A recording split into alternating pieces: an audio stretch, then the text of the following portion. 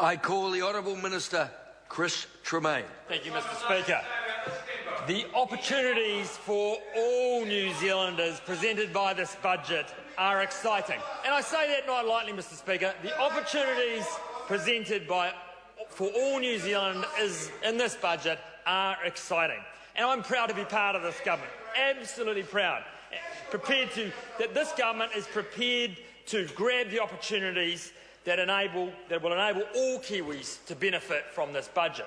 And we're delivering that through our clear plan, Mr Speaker. A clear plan to rebuild Christchurch, to responsibly manage the government's finances, to build a more competitive and productive economy, and to deliver better public services. And the crazy thing, Mr Speaker, is the opposition, the Labour and Greens and New Zealand First, will vote against every part of this budget. So let's go through it in some detail. To rebuild Christchurch, one of our principal objectives, the opposition will vote against it. They will vote against the $40 billion that this country will spend down in Christchurch through this government to put that beautiful city back on her feet. And Mr Dennis O'Rourke will vote against that, will vote against Christchurch, helping to get her back on her feet in this budget. Shame on you, Mr O'Rourke. Let's think about that for a moment, because it's a huge investment from this country, $40 billion. That's about $100,000 per citizen down in Christchurch. It's something we have to do as a country, but the opposition, New Zealand First, will vote against this. So the second part of our plan for all New Zealanders is to responsibly manage the government's finances. And in that regard, Mr Speaker, I think we're making great progress, albeit there's still work to do. Look, just a few years ago, we stared down the barrel of an $18 billion deficit. And, Mr Speaker, 2014-15, we will see us get across the line into a surplus position. If we're able to achieve that, Mr Speaker, we'll be one of the few Western countries in the world to be able to achieve it. Absolutely fantastic. And it's proved by the facts, the actuals, where the forecasts, we're actually improving on them. We're holding our expenses in track, and actually our revenue is above and better than what we're forecasting. That's on the back of 3% growth last year, Mr Speaker, and forecast to go forward again. So that will allow us to keep our debt down. So for Mr O'Connor to stand and say that this budget wouldn't benefit all New Zealanders is absolute rubbish. It will hold our debt at no higher than 38% of GDP, and then we have a goal of getting it back down to 20%. And Mr O'Rourke again will vote against that in this budget. Shame on you, Mr O'Rourke. What that's actually really delivering, and the really exciting thing, is because it's tough. Often employment is a lagging indicator behind economic growth. But what we saw in the first quarter of this year, Mr Speaker, is exciting news. That the unemployment rate dropping from 6.9% down to 6.2%. 38,000 additional jobs into the economy in the first quarter. They don't like that, do they? It doesn't go with their story to see us actually delivering jobs. And they'll vote against that in this again. So in terms of restoring the economy back to surplus, the opposition, Mr O'Rourke, the Labour Party, the Greens are against it. They don't want us back in surplus. They don't want us bringing our debt back. They don't want the economy growing. The third part of our plan, Mr Speaker, for all New Zealanders is to build a more competitive and productive economy. And that's been driven strongly by our business growth agenda. And today I want to focus particularly on the building export markets, because that's a big focus of growing the economy and an important focus. I particularly want to focus on my responsibilities as Associate Minister of Tourism in that regard, because as a country we've now set a goal of getting from 30 to 40% of GDP for our exports. That's a huge task to take on. But tourism can deliver strongly in that area. I mean, our business growth agenda has a number of initiatives that we've been ticking off as we go forward, including a real focus on growing the Asian markets. That's exciting. The opportunities out of Asia are just absolutely fantastic. We're spending $10 million per year on a major events fund to bring events to this country. The New Zealand First will vote against that as well. We've got a convention centre off the ground, not only in Auckland, Mr Speaker, but we've got convention centres plans in Christchurch and in Queenstown. The opposition will vote against that. Our Maori Tourism Action Plan, very exciting, leveraging the Hobbit movies. That's been huge for this country, and actually growing more tourism growth, particularly from our traditional markets, such as Germany. And we've rolled out the cycle trail, $50 million investment into one of the most exciting tourism initiatives that we've ever seen in this country. And just to go out and ride them, try this, Mr O'Rourke, go out and try cycling on one of these. I know it'd be difficult for you, sir, but actually go and try it and see the New Zealanders and international tourists that are just loving that. We're also bringing new improved airline services into the country, the likes of Hawaiian flying in here now, giving us direct routes up into the mainland United States. But that's what we've been doing.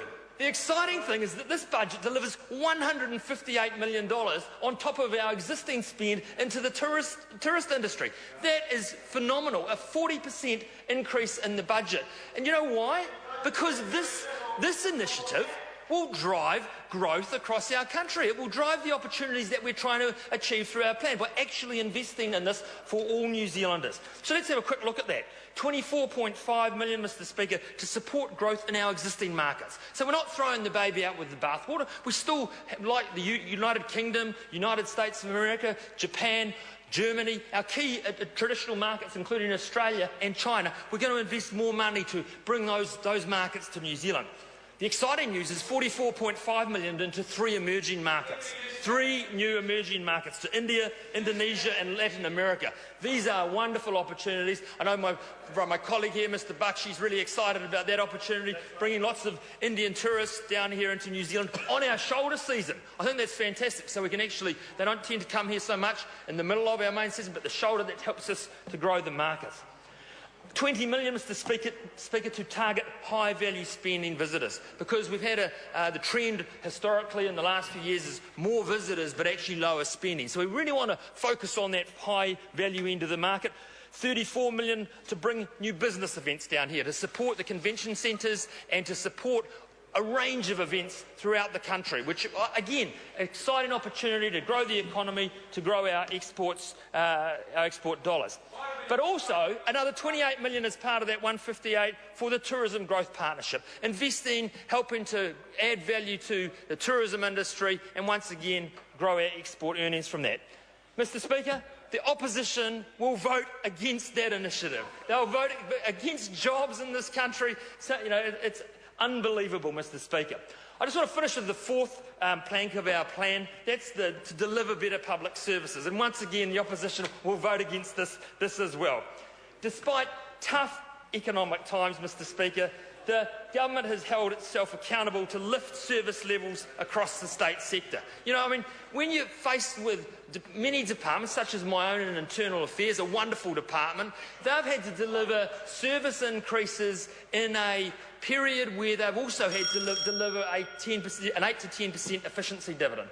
That's a remarkable achievement, and I want to compliment my team at DIA for what they've been able to achieve. But during the same period, they've also rolled out some pretty amazing new services. A good example is the Passports Online service, which just yesterday achieved 70,000 online renewals within a 5-month period, Mr Speaker. 70,000. That's at a 19% reduction on the level of cost for the passport than we previously did, and actually at a turnaround time, a 3-day on average turnaround time. A remarkable achievement, Mr Speaker. 3 days on average to turn around those passports.